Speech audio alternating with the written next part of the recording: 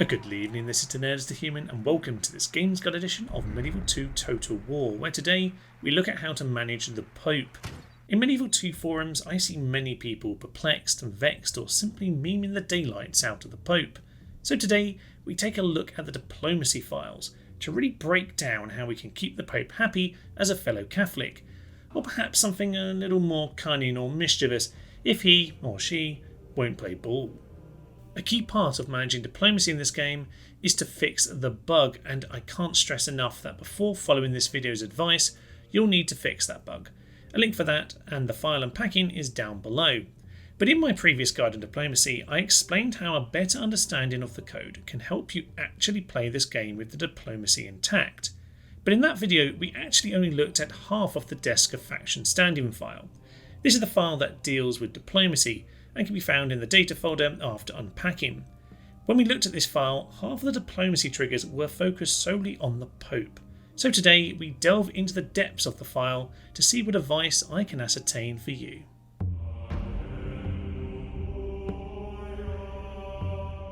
Number 1. Ally straight away. As a Catholic faction, there is no downside to an early alliance with the Pope, and it should be easily doable as every Catholic faction has a fair relationship at the start.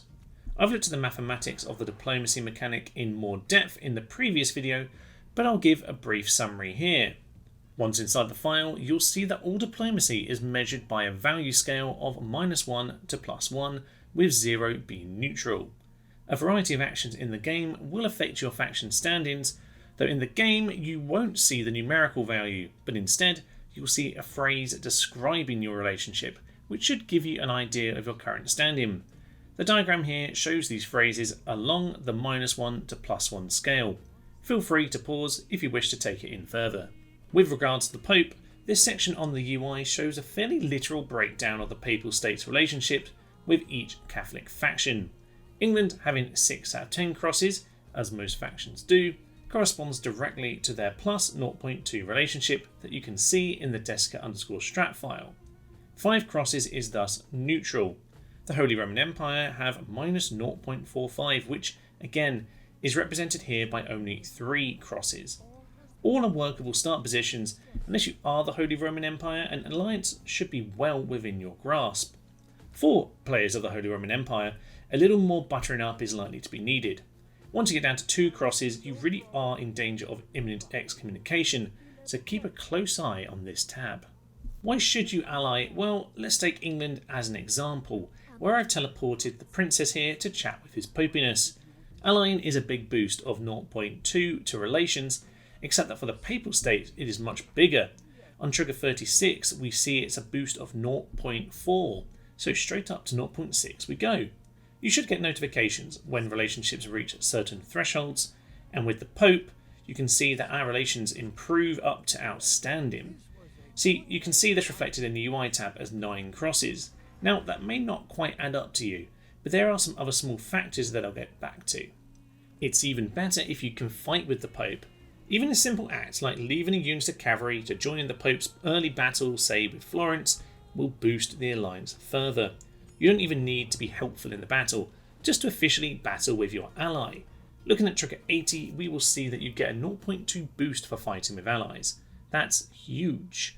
The higher the bar of your relationship, the further you effectively are from excommunication, so alliance is definitely a good start.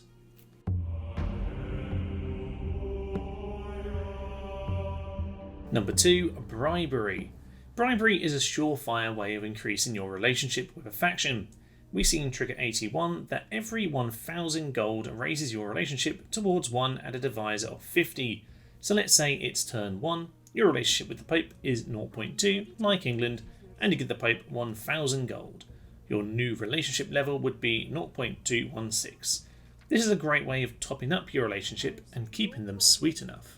Remember that small incidents of positive diplomacy increase your relations too. In effect, this means that agreeing a diplomatic deal is a positive, and indeed, any deal that is generous will boost your relations further, though the inverse is also true. Trigger 38 shows any positive diplomacy is a 0.06 boost to relations, so realistically, you've moved from 0.2 to 0.22. You can do a small deal every turn to keep boosting that Popey alliance. On a more extreme note, Trigger 35 shows that gifting the Pope the settlement of Rome gives a huge 0.6 boost and should keep you in the good books for a fair while if this opportunity comes up. Gifting other settlements can help too, but it appears from Trigger 34 to be far less, and the impact on relations is entirely based on the wealth the city brings in. It seems a wealthier city means a happier Pope. A quick, if obvious, warning that bribing their characters, armies, forts or cities away will deeply upset them, as you can see on Trigger 64 to 67. Those are some very low devises there. The kind of bribery I'm recommending are gifts, not the other kind of bribery.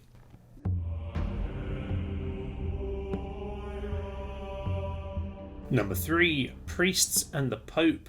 Remember that the Pope is elected from the actual priests in the game, so ultimately a Pope from your faction will generally give you excellent relations. Training priests pleases the Pope at a rate of 0.02.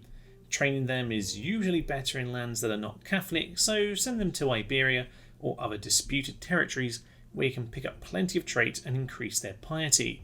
The more priests you have, the more cardinals you are likely to get, and the more votes you get, the more popes will be under your thumb. Furthermore, Trigger 40 shows us that each cardinal promotion is worth a 0.1 boost, though a removal which presumably only happens when their piety goes down or they turn heretic also lowers it by 0.1. Managing to elect your own pope is a 0.8 boost, and the election of an ally's pope is a 0.4 boost. These are very significant indeed.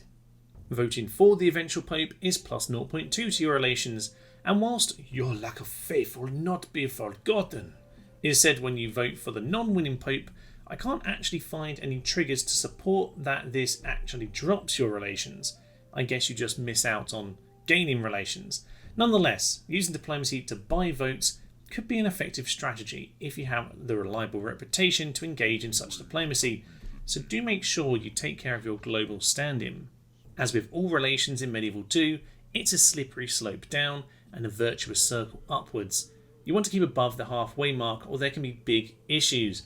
From minus 0.2, 4 crosses or lower, the Pope can send inquisitors your way, and at that stage you want to keep a close eye on piety, as that's your defence against inquisitors.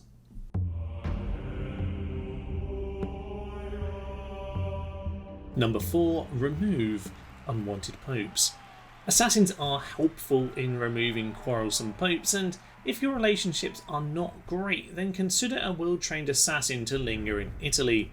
New popes herald new opportunities, and of course the new pope may look more favourably on you, though if your global reputation and standing with other factions is poor, then you might be assassinating many popes along the way.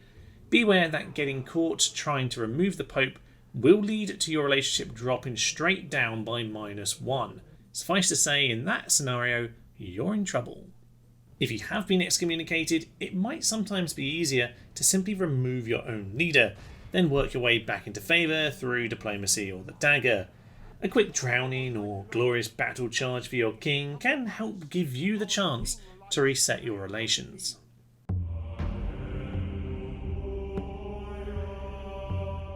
Number 5. Build churches. This should be obvious, but it does add up very quickly, as each church gives a boost to relations.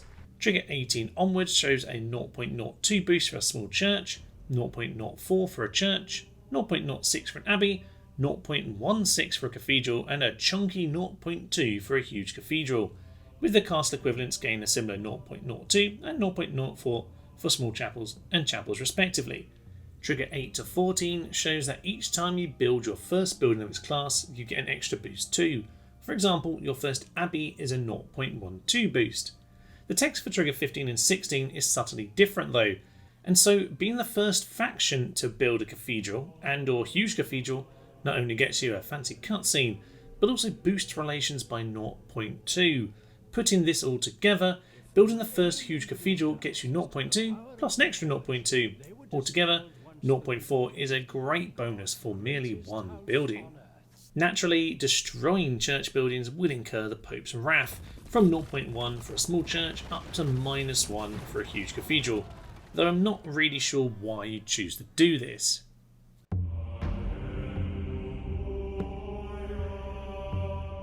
Number 6. Crusades. Joining the crusade is not rewarded per se, though it is sometimes a papal quest. Reaching the crusade target, or the target region, gives a small boost, but carefully consider who you send. Specifically, sending your faction heir to the target region will give a large boost of 0.2. Sending your faction leader increases your relations by a whopping 0.6. So sending them both together is an excellent option. Of course, taking the target is a tidy boost of 0.2 or another 0.6 if done by the faction leader. Each unit also provides a tiny 0.002 boost for arrival and capture, so it is potentially worth sending extra fodder or buying up all of those pilgrims if you're looking to min-max. Naturally, attacking other crusaders is a big no-no, as is attacking Orthodox Christians whilst crusading. I'm looking at you, Venice. Remember that you can request that the Pope calls a crusade. There are 2 prerequisites though. Firstly, that it has been 10 turns since the last crusade ended, and secondly, that the Pope agrees to the target. The targets are often typical game-to-game choices like Jerusalem, Cairo, Riga, Toulouse or Tunis. You may not get the one you want come up, but often enough, non-Christian settlements controlled by non-Christians will be the target. You'll want to call lots of crusades to assist your own expansion, but also to gain favour. If we return to our England example, by allying with the Pope early on, our relationship is high enough to gain favour and launch our own chosen crusade. The pieces are coming together nicely. Indeed, this is where you may wish to check the Pope's personality. A small but notable point. Just because a Pope is from your faction doesn't mean he or she will like you enough for a crusade. Some are simply more inclined to peace and pacifism, whilst others are warmongers. For example, take our violent Pope here. He just loves violent eradication of religious impurity. Thus, he'll be more likely to approve a crusade.